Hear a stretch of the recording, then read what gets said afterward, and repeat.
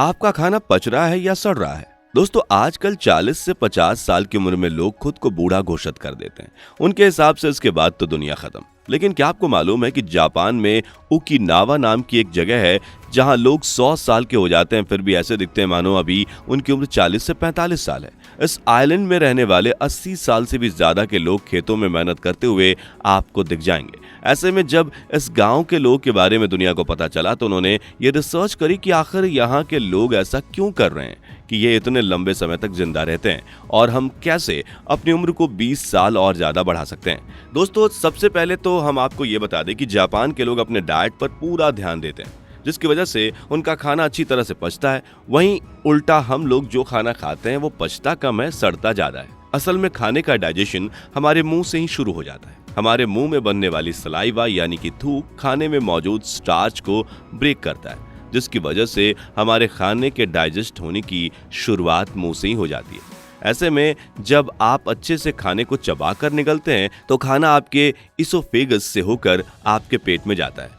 एक बार खाना अगर आपके पेट में पहुंच गया तो आपका पेट 3 एंजाइम्स रिलीज करता है, जैसे कि हाइड्रोक्लोरिक एसिड, म्यूकस और पेप्सिन। जहां पेप्सिन आपके खाने में मौजूद प्रोटीन को डाइजेस्ट करने में मदद करता है, लेकिन इसे काम करने के लिए एसिडिक मीडियम की जरूरत होती है और ये acidic medium hydrochloric acid provide करता है। अब क्योंकि हाइड्रोक्लोरिक एसिड एक बहुत ही स्ट्रॉन्ग एसिड है जो आपके पेट तक को काट सकता है, इसलिए आपके पेट में म्यूकस रिलीज होता है जो आपकी पेट की अंदरूनी दीवारों को चारों तरफ से घेर लेता है ताकि एसिड आपके पेट को नुकसान ना पहुंचा सके। अगर आपके पेट में म्यूकस कम हो जाए या हाइड्रोक्लोरिक एसिड बढ़ जाए तो ये एसिड हमारे पेट की अंदरूनी दीवारों को नुकसान पहुंचाने लगता है, जिस वजह से हमारे पेट में छाले पड़ जाते हैं, जिन्हें आम भाषा में अल्सर भी कहा जाता है। जब पेट के अंदर ये तीनों एंजाइम्स आ जाते हैं तो पेट के एंजाइम्स खाने में हर तरह से मिल जाते हैं और खाना अच्छी तरीके से डाइजेस्ट हो जाता है। हालांकि ये जो प्रोसेस होता है इसमें पेट के अंदर थोड़ी जगह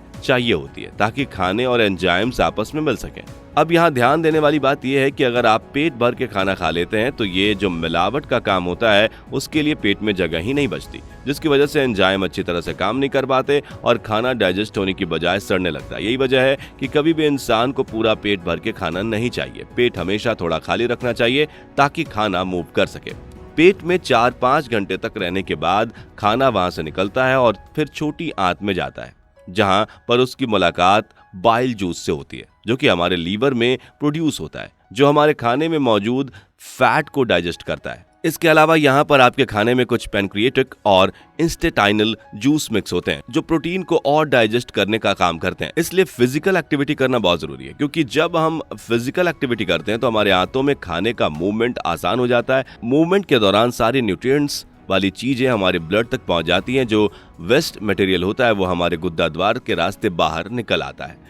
ये है हमारा पूरा डाइजेशन प्रोसेस। अब आपको डाइजेशन का प्रोसेस तो समझ में आ गया है। ऐसे में ये देखना है कि कैसे आप इस प्रोसेस को बेहतर बना सकते हैं ताकि आप भी लंबे समय तक जीवित रह सकें। जिसके लिए सबसे पहले तो आपको अपने खाने को अच्छी तरह से चबाना है, क्योंकि हमारे खाने का डाइजेशन मुंह से ही शुरू हो जाता है। अगर आप खाने को अच्छे तरह से चबाओगे नहीं तो आपके पेट का काम बढ़ जाएगा। इसी वजह से डाइजेशन में दिक्कत भी आती है और जब खाना आंतों में जाता है तो वहां भी वह बहुत अच्छी तरह से डाइजेस्ट नहीं हो पाता, जिसकी वजह से खाने में मौजूद जो न्यूट्रिएंट्स आपको मिलने चाहिए वो मिल नहीं पाते। इसलिए भले ही खाना कम खाइए लेकिन उसे अच्छी तरह से चबा चबा कर खाइए। आप विश्वास नहीं करेंगे कि ओकिनावा आइलैंड के लोग पूरे 1 घंटे बैठकर खाना खाते हैं और हमारा आयुर्वेद भी कहता है कि हमें अपने खाने को कम से कम 32 बार चबाना चाहिए ताकि सभी चीज अच्छी तरह से ब्रेक हो जाएं और उसमें हमारा सलाइवा अच्छी तरह से मिक्स हो जाए।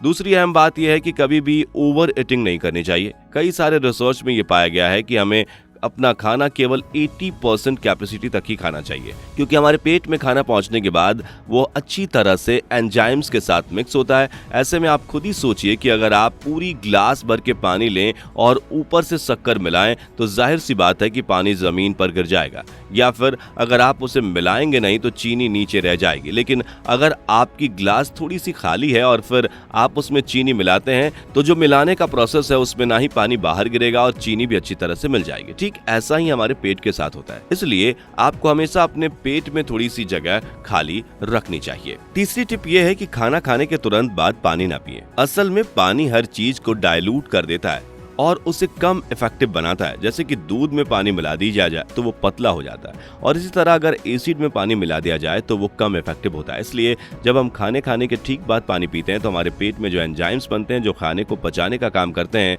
वो पानी के साथ डाइल्यूट हो जाते हैं और उनका असर कम हो जाता है, जिससे हमारा खाना सही से डाइजेस्ट नहीं होता। तभी तो आयुर्वेद कहता है कि खाने के कम से कम आधे घंटे बाद तक आपको पानी नहीं पीना चाहिए। दोस्तों, अगली अहम चीज है कि फिजिकल एक्टिविटी। जैसा कि हमने आपको बताया, ओकिनावा के लोग काफी लंबे समय तक जीते हैं, जिसके पीछे का एक कारण ये भी है कि वो लोग बहुत ही ज्यादा फिजिकल एक्टिविटी करते हैं। वहाँ के लोग आज भी अपने रोजमर्रा के काम करने के लिए टेक्नोलॉजी का इस्तेमाल नहीं करते, वो अपने हाथों से काम करना पसंद करते हैं। जबकि आजकल के लोग इतने ज्यादा आलसी हो गए हैं कि पूरा दिन बैठे बैठे निकाल देते हैं, जिस कारण हमारी बॉडी का ब्लड सर्कुलेशन खराब हो जाता है और हमारी आंतों में मूवमेंट भी नहीं हो पाता, जिसकी वजह से हमारे खाने को आगे जाने में प्रॉब्लम होती है और बॉडी का वेस्ट मटेरियल सही से नहीं निकलता।